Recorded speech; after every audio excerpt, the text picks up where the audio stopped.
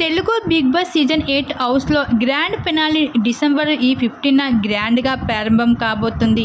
అయితే ఈ సీజన్కి విన్నర్గా మాత్రం నిఖిల్, రన్నర్గా గౌతమ్ కృష్ణ నిలవబోతున్నారు. ఎందుకంటే సోషల్ మీడియాలో ఓటింగ్ ప్రకారం చూసుకుంటే నిఖిల్ ఫస్ట్ ప్లేస్లో ఉన్నాడు, గౌతమ్ కృష్ణ సెకండ్ ప్లేస్లో నిలవబోతున్నారు.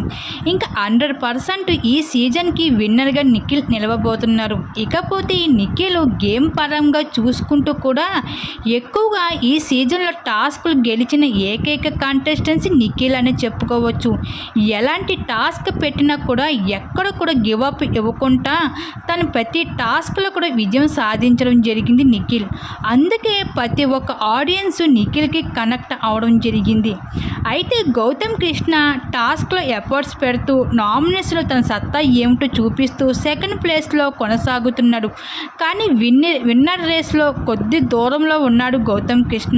చాలా టఫ్ కాంపిటీషన్ అని చెప్పాలి. అయితే నిఖిల్ వర్సెస్ గౌతమ్ అన్నట్లుగా కానీ సాగుతుంది. కానీ సోషల్ మీడియాలో ఎక్కువగా మాత్రం నిఖిలే విన్నర్ అవుతున్నాడు అంటూ ఇన్ఫర్మేషన్ అయితే వస్తుంది.